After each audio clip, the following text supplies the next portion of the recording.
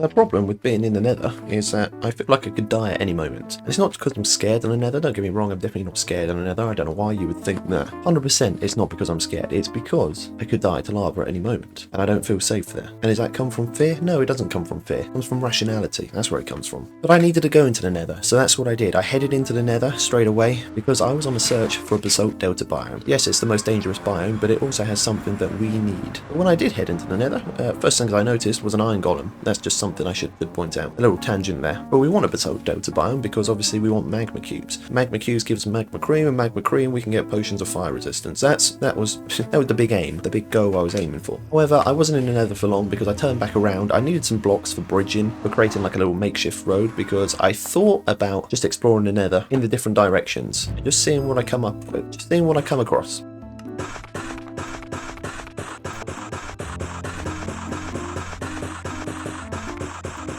But unfortunately, because of all the lava and because of the way the terrain has generated, it is not a safe space. It is very dangerous.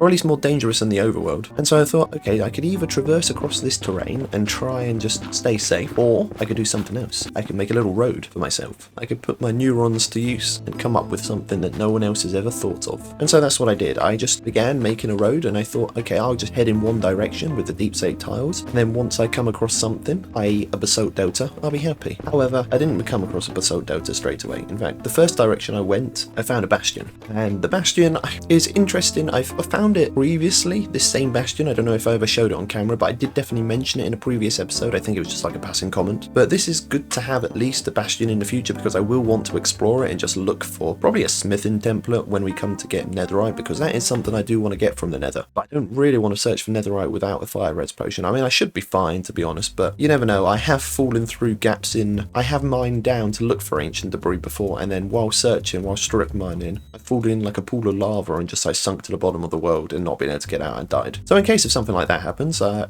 don't want that to happen. So I turned back from the bastion and I got back to my portal, which was extremely easy, hence because of the road, which is another reason I want the road, by the way, because I can just head back to the portal without having to worry about coordinates or where I'm going or getting lost, because I just have like a visual indicator about where I'm going. And so I got back to the portal and I headed off in a different direction. I thought, okay, you know what, I'll just head in the opposite direction, because I have seen a basalt delta biome. I just don't know where it is. I hope I can find it. However, I didn't find a basalt delta biome, I found a nether fortress. I think this was the same nether fortress that we found in a previous episode. Now, I did think about creating the road up to the farm. There was something up to the farm, up to the blaze spawner, or just up to the upper layers of the nether fortress, because it's just going to make it convenient for us when we come back, because I am going to need more blaze rods in the future, like no bit, because I need to get clerics for one of the trade hall buildings, and I need about 59 or 60, I think 60, because we haven't got one, or maybe we have got a brewing stand already. Anyway, we need 59 or 60 brewing stands, so that is definitely like 59 to 60 blaze rods that I need. So we're definitely going to need to come back here. The only problem is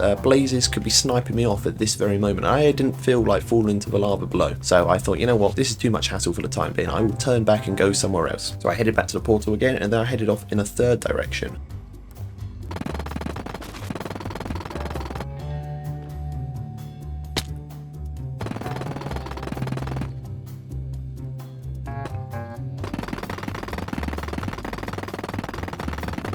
And the third direction, I felt confident with at the start, but then I noticed I was having to bridge across a lava lake, and even if I had changed the controls on my keyboard for shift to be in toggle and not hold, because I didn't trust my pinky finger, I still felt nervous. I don't like bridging across lakes of lava. I think it's the hardcore player in me that just thinks about what could go wrong, because I mean, let's be honest, if I died in this world, it's not the biggest deal. I mean, it's an inconvenience, that's what it is. It's a major inconvenience, and I don't want to re-get all my stuff and enchant again and restock my inventory full of the items I've lost. But it's not the end of the world. I've still got the world that I've been working on. In hardcore, obviously, if once you die, that's it. It's gone. Unless you're one of those players who cheats, in which case, yeah, it's not all gone. So yeah, I bridged across this lava lake, which turned out to be much larger than I thought, or it felt much larger than I thought. I think because I'm going at such a slow pace, because I was obviously crouching the entire time. And then my mind was also on about ghasts. Like, what happens if a ghast just popped up out of nowhere and shot at me? That would suck. What happens if I was coming across another biome or another nether fortress with blazes that I didn't know about, and I was going to get shot off. Or what happens if I accidentally just pressed the spacebar and jumped? That's something that could happen. Anyway, I got to terrain on the other side of this lava lake, and it was another warp forest. However,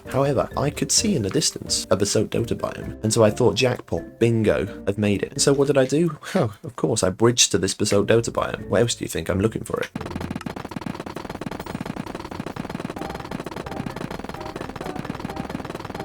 And upon my arrival, I could see there were magma cubes all over this place. Now, if I'm just wanting some magma cream, what I could have done is gingerly gotten down the terrain and just killed 1 or 2 of them, because I had looting 3 on my sword at this point. So looting 3 guarantees magma cream from a magma cube. It all but guarantees it. So I knew I could grab magma cream easily enough. However, I wasn't going to do that. Why? Because I wanted to make a platform that magma cubes could spawn on. Not just a platform, a safe platform for me where I could just farm them. Yeah, I mean, it's not redstone or it's not automatic, so a lot of you will be throwing up right now at your screens or turning off the video. And for me, in this series, another step up is another step up of progress, right? And so I thought, you know what, if I could run around and just have a space where I could guarantee a lot of magma cubes could spawn, and albeit, yes, while it is manual, it is still a step up from having no spawnable area for magma cubes, right? That's what I thought. That was what was going through my mind. And then in the future, I'm sure once we want rates to increase, I can actually set up an automatic magma cube farm. But for the time being, this was the plan. However, I couldn't actually start mining out straight away. I needed to chop wood back at the base because I was almost out of logs. I was seriously out of logs. Maybe I had like 2 or 3 stacks left, or maybe 1 stack. I don't even know, but I was getting low on wood, and I knew if I used up the wood now, because I wanted wood for chests, and a lot of chests because I was going to be storing a lot of blocks that I was being mining out from this basalt delta biome, I thought, you know what, might as well do it now, because I'm going to need wood in the future, and it's one of those tasks that I always put off because I don't want to do it. But actually, it wasn't as bad as I thought. Why? Because I have an efficiency 5 OP diamond axe now, that's why. And this axe cleaved through the wood, like Annie Wilkes did to the author's foot in Misery, the book edition, not the film edition, although the film edition is really good. I watched that recently. In fact, I watched that last night. Really good film. Amazing acting in that. I would recommend it.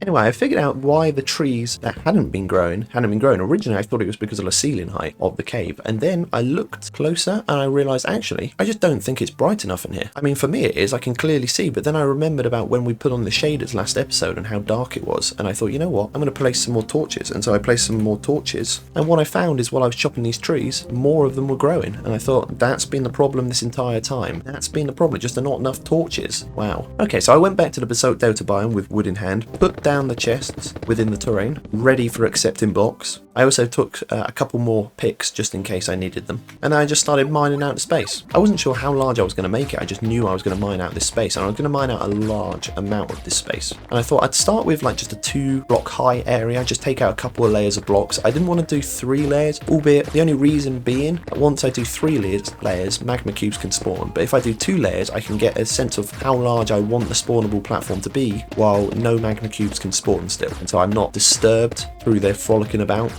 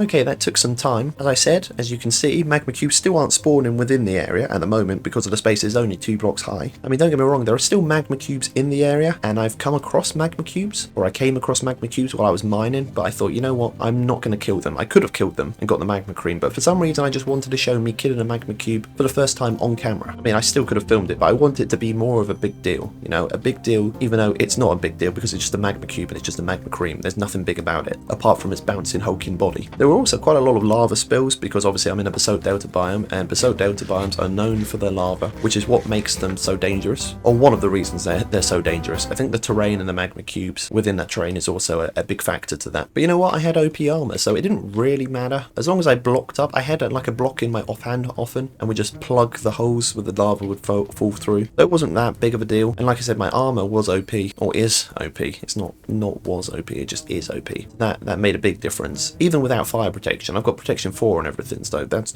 I'm set. As long as I don't just swim in it for an extended period of time. But now what? I got a general sense of the size, but as you can see now, looking around this basalt delta, the question was, now what, right? I'd mined out a couple of blocks high, and while looking around the area, I could see there was still a lot of pitfalls. There were a lot of, it wasn't very square. I mean, it was an uneven shape, this platform, so I would like to square it off, which is what I did. So I started mapping out the dimensions of the space, how large of a square or rectangular shape it was going to become. And then I filled in all of the air blocks because obviously I don't want to fall through or down into the lava to my death. Although if I had a fire res potion, it wouldn't be my death, it would just be a lukewarm bath. And then I had a space that was fully squared off. The platform was completely finished apart from the ceiling height. But as you can see, looking around, there were still magma cubes that were spawning in, and these are the places that the ceiling height wasn't restricted to 2 blocks high. So they were actually spawning on the platform already, so I knew it was working. And then it was just a case of heightening the ceiling, making it higher for the magma cubes to spawn. And I'll be honest, look, I got lost in thought while I was doing this, and I broke one of my pickaxes. So yeah, it just is what it is. But I did find while I was heightening the ceiling, it was getting more and more difficult to be around the magma cubes and heighten the ceiling, because again, like I said, I wanted to have this big official build-up of me killing my first magma cube and getting a magma cream. Being like, whoa, it works, this magma platform is amazing. But they were making it really difficult for me not to kill them, right? I was just trying to work in peace, and then I was going to kill them afterwards. However, they wanted to bring the fight to me straight away as soon as they saw me. And so obviously, as I was mining out more of the ceiling, there were more areas they could actually get to me. And so sometimes it was a bit challenging trying to mine, avoid them at the same time. You know, it's really hard trying to be peaceful to things that want to kill you and not to retaliate. A tit for tat strategy, you know, just like in game theory. And you know what, in the end,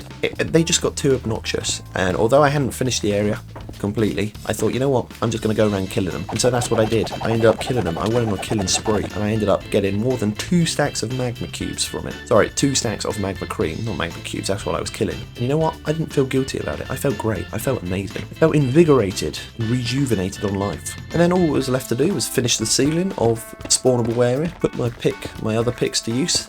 I did actually consider heightening it more than 3 blocks to make it, I don't know, a bit more aesthetically pleasing, even though I wasn't decorating the area. I thought maybe like 4 or 5 or 6 or 7 blocks high would be better than 3 blocks. And then I thought, you know what, it doesn't need to be. All it is a simple magma cube spawning platform. And if I am going to come back at some point and turn it into an automated farm, then there's no point in me decorating this just yet, right? Or making this aesthetic or trying to make it like more enjoyable place to be. Just focus on the practicality in this instance. And so that's what I did. Alright, so we're going to have a look at the end of episode statistics now. Okay, so time mined. Obviously, we still got deep slate at the top, but now we've got basalt in the mix at over 5,000. I wonder where Blackstone is. Blackstone is 1.3k, Netherrack 983. Okay, so we haven't actually mined that much basalt. I mean, we have, but it's comparatively, you know, deep slate is still king.